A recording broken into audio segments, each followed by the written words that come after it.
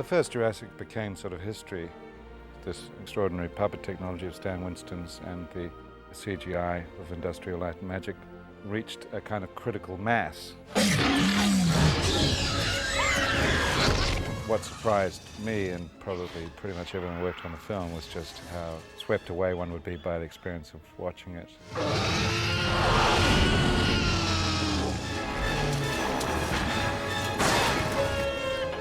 The fascinating thing about why I think these movies have worked so effectively is that they still utilize all the tools of special effects.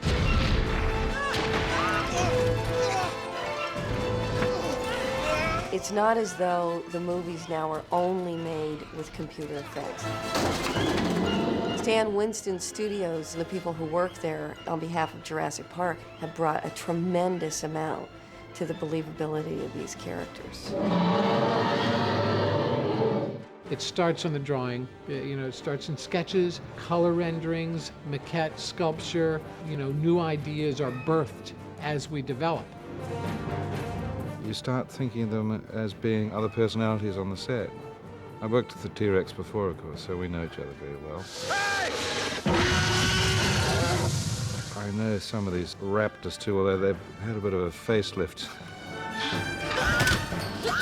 I don't really think of them as puppets at all. I think of them as being sentient beings somehow. And I guess they are.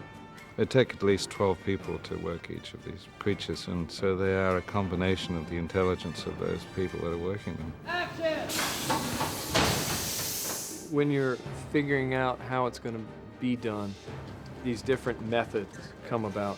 For example, walking legs with the raptor, which I actually wear and fit inside. Or this should be a total hydraulic puppet. As with any character that we do, their performance is based on the puppeteers. The performance is the guys who are the puppeteers who are doing it. The way the Spinosaurus and the raptor were controlled were telemetry devices, which is a machine that you can twist and turn it and makes the head twist and turn or move the body around. Try not to let it become mechanical. It should be, And you have separate people on arm telemetry devices. On the Spinosaur, they're actually strapped into it so that they move it around, and what they do is translated to the dinosaur.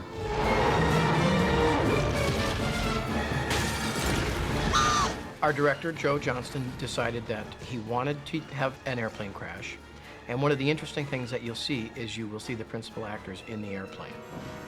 Rather than stay very wide and do something CG or try to do something with doubles, we had to design a tree that really was a gimbal that we could put the airplane into and be able to move it around, tilt it, shake it. The plane crash and the aftermath of the crash, the destruction of the airplane, was probably the longest sequence to shoot.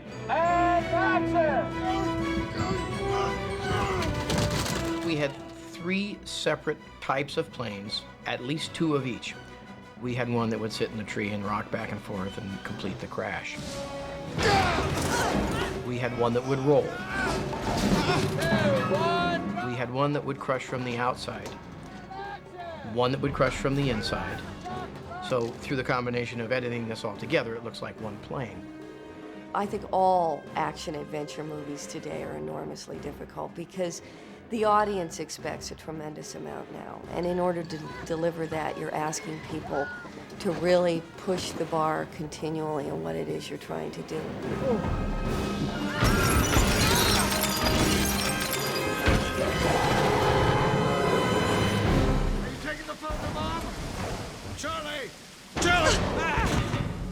Falls Lake was the toughest part of the whole thing, I think, because it had to be at night in the rain, and it involved not only the dinosaur, but fire and smoke and all this stuff.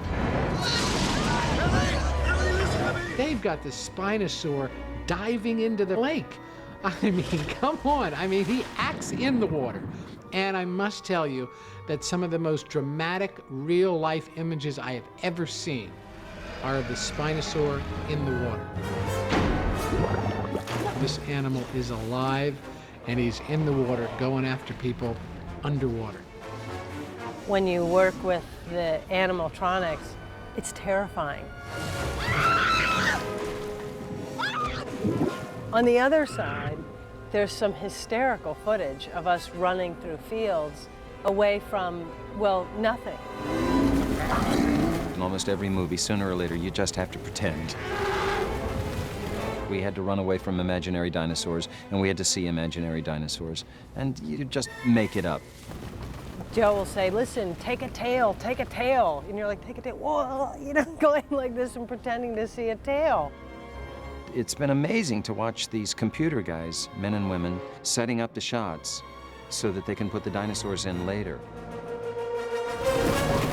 They put little lights out there, which are reference points, and then they shoot this big silver ball, which has something to do with shadows and things like that. And they explain the whole thing to me, and I nodded my head as if I had understood, but I don't have a clue how they do it.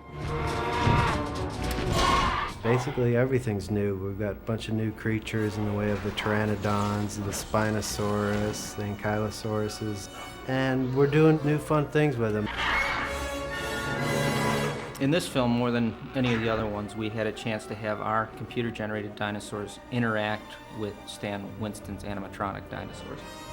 In the other films, we'd cut from ours to a cutaway of his. In this one, they can actually make physical contact.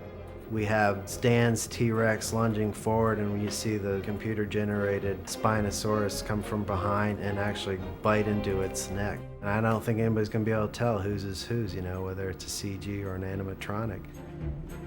I'm sitting here, but what you don't realize is there's 200 people behind me that's working on this movie, and it's an amazing crew. The process of putting computer-generated dinosaurs on the screen starts with the tactile art of sculpture. That's actually where the design phase of the dinosaur takes place. Once those sculptures and maquettes are done, we get them here at ILM. We scan those sculptures. From the scanned data, we can go into the computer and rebuild them to match the sculptures. Once the geometry or the outer surface is created, we have to introduce all the animation controls into that geometry, into that outer surface, so the animators can get in there and manipulate it and can move it, can animate it. The technical directors take the animation from the animators and then they start lighting it, trying to replicate the scene that the DP and the director set up in front of you with the plate. What we did early on in this production was to produce believable skin and muscle. Muscle under the skin, the jiggle of the skin.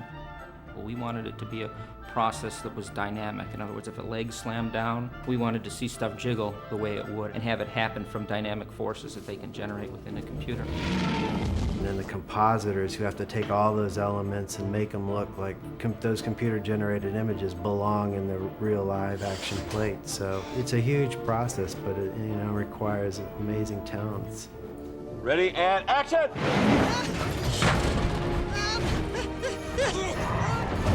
We entered a new era with Jurassic Park III in that we can focus more on the artistry of effects and animation. The tools are known now. Now all the focus and energy goes more into the craft of making these images. And I believe with Jurassic Park III, you're going to see performance beyond what you've seen in the other movies. You put this kind of effects team together, the team from ILM and the team from Stan Winston Studio, and you have sort of an unbeatable mix that there's no reason why this shouldn't look and feel beyond anything we've seen in the previous movies. This is definitely a step beyond what they did in Lost World. And Lost World was a big step from Jurassic Park. It seems like there's nothing now that you can't create on screen.